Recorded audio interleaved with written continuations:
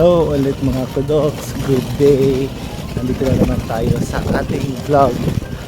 So gusto kong i-document itong araw na ito kasi ngayong araw na to ito turn over yung bago naming i-rent na bahay dito sa Edinburgh, sa Scotland. So hindi ko pa ita-transfer lahat ng gamit ko. So baka uunti-untiin ko lang yung pag-transfer ng mga gamit. Nagdala na ako ng isang malaking bag. Yan. At magkikita kami ng property manager doon sa new house. Ito turn over yung key. Magbabayad na naman kami apart sa down payment. Magbabayad na kayo ng first rent namin. Oh my God! For this month of October. At pupunta din yung kakabit ng internet sa bahay. So samahan niyo ako mga kudoks at tingnan natin ang ating bagong bahay. Magbabas lang pala tayo ha. So nasa bus stop na ako at ito yung luggage pala natin. Medyo malaki. Ito mga 25 kilos itong daladala ko. Hindi ko padala lahat. Siguro mga ilang hakotan pa before ako matapos sa pag-transfer. So, uunti-untiin ko lang kasi wala kaming sasakyan dito. Magkukommute lang ako. Hindi ko alam kung gagawa ako ng one big transfer or move. But ngayon, uunti-untiin ko muna kasi may bayad pa naman ako ng rent ko dito sa old na shared house ko dito sa Scotland. So, gagamitin ko muna kasi malapit kasi siya sa hospital. Habang sineset up ko pa lahat yung mga gamit namin sa bagong bahay. So, papakita ko lang sa inyo mga kudoks. Dito sa UK, maganda dito, every bus stop, apart sa makikita mo sa Google Maps or parang sa app ng mga bus dito or sa mga train, kung anong time darating estimated yung bus or yung train, dito sa mismong bus stop tulad nito ay may nakalagay talaga dito ng mga timetable kung anong oras approximately darating everyday yung mga bus. So talagang kahit matagal na itong nakalagay dito, most of the time talagang nasusunod yung exact time na nakalagay dito kung anong oras darating yung bus sa ganitong araw, yung weekend or weekdays. At dito yung mga kung saan sila magsa-stop, kung anong number ng bus ang kailangan mong sakyan. So napakaganda mga kudoks kasi at least guided yung mga pasahero. Hindi sila basta-basta maghihintay lang nang hindi nila alam kung anong time darating. Talagang malalaman nila yung approximate waiting time nila dito sa bus stop, which is napaka-efficient at saka napaka-convenient para sa mga pasahero. According sa app, in 3 minutes daw darating yung bus ko. Tingnan natin kung accurate.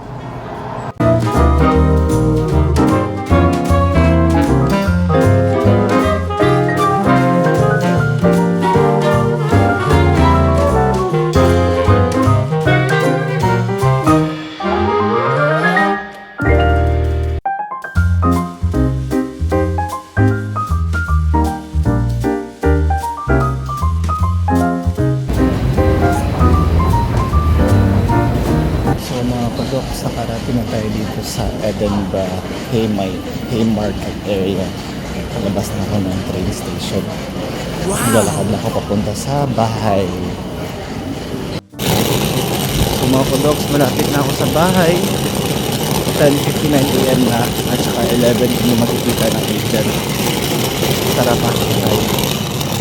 Hi mga kudoks, nasa bahay na tayo na bago dito sa Edinburgh. At nandito na ang susi.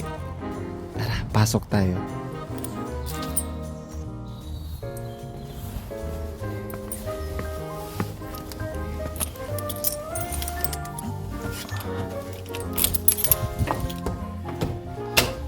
So guys, ito ang lobby ng flat. Flat ang tawag dito kasi maraming mga rooms sa isang building. Rooms ba? Or bahay sa isang building. Pasok tayo. Ito yung bahay guys. Yan. Ito yung lobby ng bahay. Dito ang first na room. Yan. Tsaka ito yung cabinet. Malaking cabinet. Ito yung bahay. Sa labas ng bahay namin. Yan. Oh my God. Ganda. Ito yung pangalawang room. Ito yung mas bigger na room. Yan. Cabinet din. Na parang may salamin. At naka-face siya sa parking area. Yan. Weird dito kasi every part ng bahay or partition ng bahay parang nasa-separate siya ng mga pintuan. Ito ang kusina. Ayan, maraming mga drawer. Kasama ng washing machine. Yung tap. Faucet. Nakaharap sa parking. Ito yung oven. Ayan. At built-in yung fridge. Yan. Yan yung fridge. Ito yung CR. Toilet. Yan. May salamin. May tub. At parang may extra dito na parang storage area. Tsaka may isang storage area din dun. Banda sa door. Ito yung sala. Ayan, may kasama siyang maliit na couch. Ayan, kasama ng table at kasama ng TV. So, free na yung TV at saka itong table. Sa amin na daw yan. Ayan, yung sala. Ayan, ganda. Ito ang view sa sala namin. Mabilis lang yung turnover ng keys sa bahay kasi nakabayad na kami for the first month namin na pagsistay dito. So, pagpasok dito kanina, pinakita lang ng agent na malinis na yung house. Pinakita niya saan yung heating, kung saan yung electric, saan yung water, ng mga meter. Tapos, pinakita niya yung mga minor damages na alam na nila na ganito yung damage sa part na to ng bahay para hindi kami magbayad sa mga damages na yun. At so, dapat kung ibibigay yung key sa'yo upon pasok mo sa bagong bahay mo, dapat makita mo as much as possible lahat ng sira para hindi mo to bayaran. Para alam na ng may-ari ng bahay na sira na siya before pa kayo nag-occupy ng house. So, napaka-importante nun. Pero in case na merong mga bagay na nakita mo personally after ng viewing, pwede mong i-picturean ito at isend ka agad sa kanila as soon as possible para alam nila, aware sila na may concern kayo dito or may sira tong part ng bahay na to. At para hindi kayo magbayad sa danyos. Kasi may down payment. So yung down payment, ang purpose niyan, para kung may mga sira, kung aalis na kayo sa bahay, doon nila babawasan ang down payment mo sa mga sira na makikita upon exit mo sa bahay. So, napakaganda ng bahay mga Kudoks. Masaya kami sa bahay. Although si Mrs. wala pa siya dito, nag-video call kami kanina during handover ng keys sa akin. So, masaya. Ang ganda. Satisfied ako sa bahay. Malinis siyang tinurn over sa amin. So, unti-untiin kong dadalhin ang mga gamit ko dito hanggang eventually si Mrs. makalipat na rin dito sa bagong bahay. So, hindi ko talaga alam ano gagawin ngayon kasi wala pang laman tong bahay. Nandun pa sa old ko na house ang mga gamit ko.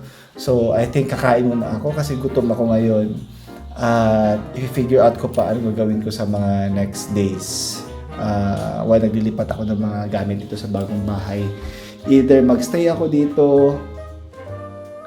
para maging familiar ako sa pagbabiyahe papunta dun sa hospital ko, or dun muna ako magstay kasi malapit lang yung old ko na bahay sa mismong hospital na pinagtatrabahuan ko.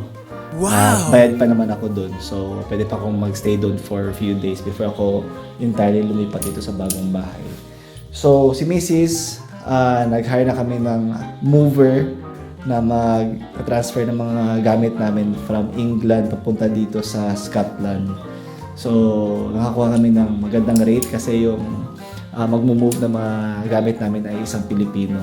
So, actually okay ang lahat. At hintayin ko pala dito yung magkakabit ng internet at darating siya ng mga 1 to 3 p.m. So, after nun, baka alis na ako at babalik na doon sa lumang bahay ko dito sa Scotland. So, kakakain ko lang ng Jollibee. Busog na ako. Hindi ako nakapag-film doon kasi medyo maraming tao. Although nakita niyo naman sa previous videos ko na kumakain kami palagi sa Jollibee dito sa Edinburgh. Hindi pa naman ako nagsasawa sa Jollibee. Namimiss ko pa rin siya from time to time. At siguro kung dito na kami magsistay na matagal sa Edinburgh, baka magsawa din ako in the long run. Pero ang sarap pa rin talaga ng Jollibee. At daming tao doon kanina. Anyways, dumating na yung internet ko. Akala ko talaga may tao magpupunta dito at i-install yung internet namin. Pero do it yourself lang na pagkabit ng internet connection. So, nandito na yung box na internet, mga kudoks. Ito na. Yan yung box na internet, Virgin Media. Kabit ko na yung internet namin. Ala ko mahirap, madali lang pala. Sanay kasi tayo sa Pilipinas na may nag-i-install para sa atin, di ba? So, dito, most of the time, talagang do it yourself lang as much as possible. So, ang kuryente dito okay na, ang landlord na daw ang bahala na mag-set ng billing and all, pati yung pagbabayad ng council tax. Yan yung may control sa pagkukuha ng mga basura. Dahil libre din dito yung tubig sa Scotland, doon na yung bayad ng tubig kasali na sa council tax. Tapos yung heating, okay na rin. So, i-register na lang ng may-ari yung pangalan namin sa heating. So, babalik na ako, mga kudoks. Meron pala akong na-observe kanina. Kaya pala nung dinadala ko yung bago kanina, di ba parang napakaingay itong trolley ko. Kakabili ko lang to sa SM dyan sa Cebu. Nung umuwi ako nung June. Yun pala, nasira kanina pagbiyahe ko. Yan o. Yan. Nasira siya. Wala ng gulong. Wala ng isang gulong. Ay nako. So, wala akong mahihirapan sa pagtatransfer ng mga gamit nito. Salamat sa panonood ng video na ito, mga kudoks. At sana na-enjoy nyo ang vlog ko sa aming bahay na empty pa. At nakikisimpatya pala ako sa mga taga Cebu. Diyan ako nag-aral. Taga dyan si Mrs. sa Cebu. At talagang malungkot ang nangyari dyan. Nalindol sa Cebu. Sana makabangon ang mga Cebuano sa kalamidad na to. Happy ako kasi maraming tumulong. Kami ni Mrs. medyo nagpadala kami ng food items papunta dun sa Bogo. Nakiusap kami sa friend namin na bumili ng pagkain at mga tubig. At hopefully makakarating na yun doon yung tulong namin ng kaunti. Salamat mga kudok, sana na-enjoy niyo yung vlog na ito at sana nasa maganda kayong kalagayan dyan sa Pilipinas at kahit saan man kayong parte ng mundo, sana ay safe kayo. Salamat sa panonood ng video na ito mga kudoks. Paalam!